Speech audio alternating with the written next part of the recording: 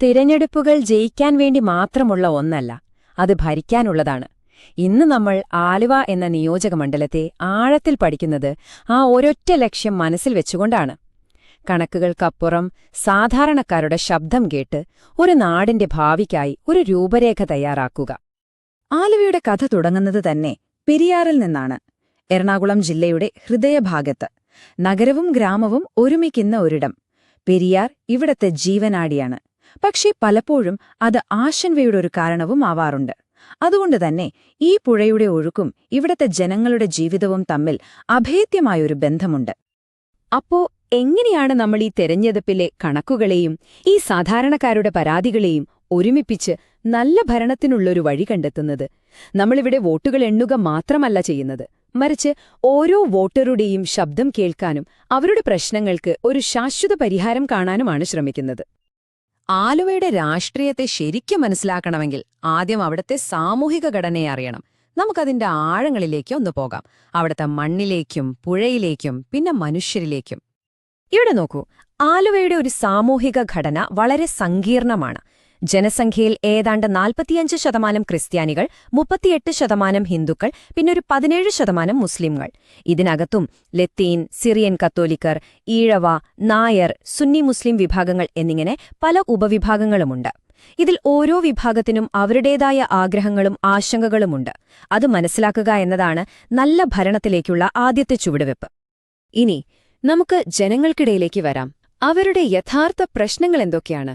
ഭരണ സംവിധാനങ്ങളിൽ നിന്ന് അവർ ശരിക്കും എന്താണ് പ്രതീക്ഷിക്കുന്നത്?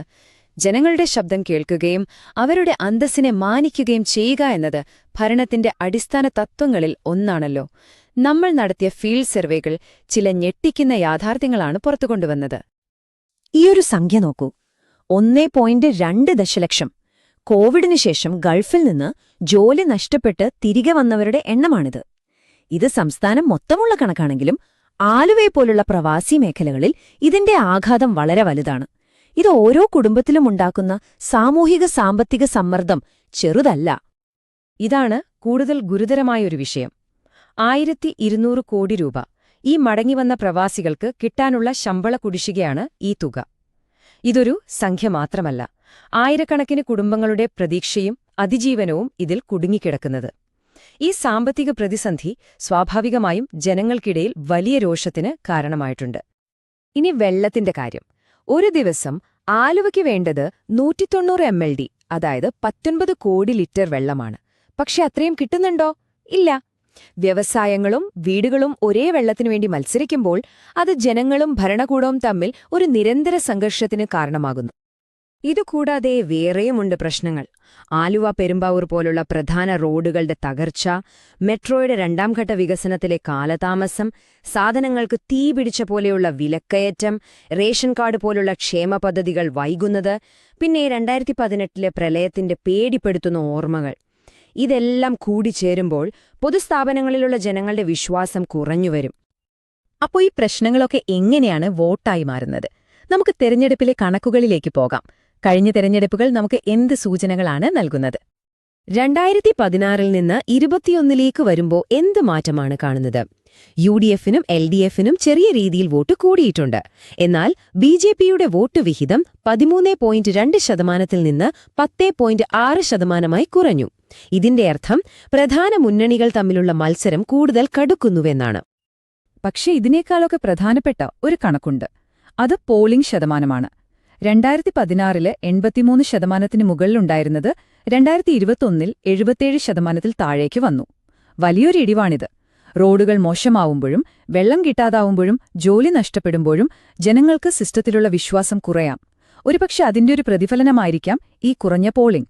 എന്തുകൊണ്ടാണ് ഇത്രയധികം ആളുകൾ വോട്ട് ചെയ്യാൻ വരാതിരുന്നത്? ഇതൊരു ഗൗരവമുള്ള ചോദ്യമാണ്. അടുത്തതായി നമുക്ക് സിറ്റിംഗ് MLA അൻവർ സാദത്തിനെ ഒന്ന് വിലയിരുത്താം. ഒരു വ്യക്തി എന്ന നിലയിലല്ല, മറിച്ച് അദ്ദേഹത്തിന്റെ പ്രകടനത്തെയും ജനങ്ങൾക്കിടയിലുള്ള പ്രതിച്ഛായയെയും വസ്തുനിഷ്ഠമായി ഒന്ന് നോക്കിക്കാണാം. അദ്ദേഹത്തിന്റെ ഏറ്റവും വലിയൊരു പ്ലസ് പോയിന്റ് എന്താണെന്ന് വെച്ചാല് ജനങ്ങളുമായി നേരിട്ടുള്ള ബന്ധമാണ്. പ്രാദേശിക വിഷയങ്ങളിൽ, പ്രത്യേകിച്ച് കുടിവെള്ള സമരങ്ങളിലൊക്കെ അദ്ദേഹം നേതൃത്വം നൽകിയിട്ടുണ്ട്. എന്നാൽ മറുവശത്ത് റോഡുകളുടെ ശോചനീയാവസ്ഥ പോലുള്ള അടിസ്ഥാന സൗകര്യ വികസനത്തിലെ മെല്ലെപ്പോക്ക് ഒരു വലിയ ദൗർബല്യമായി നിലനിൽക്കുന്നു. LDF ഭരണത്തിലുള്ള ജനങ്ങളുടെ അതൃപ്തി മുതലെടുക്കാൻ അവസരങ്ങളുണ്ട്. പക്ഷേ പാർട്ടിയിലെ വിഭാഗീയത ഒരു ഭീഷണിയുമാണ്. ഇതുവരെ നമ്മൾ പ്രശ്നങ്ങളും കണക്കുകളും വിശകലനം ചെയ്തു. ഇനി നമുക്ക് പരിഹാരങ്ങളിലേക്ക് കടക്കാം. എങ്ങനെ ഒരു ഫലപ്രദമായ ഭരണത്തിനും തിരഞ്ഞെടുപ്പ് തന്ത്രത്തിനും രൂപം നൽകാം? നമ്മുടെ ആശയവിനിമയത്തിന് ഒരു 4 മുഖങ്ങളുള്ള ഒരു തന്ത്രം പ്രയോഗിക്കാം. നമുക്കിതിനെ ചതുർമുഖ സിദ്ധാന്തം എന്ന് വിളിക്കാം. 1.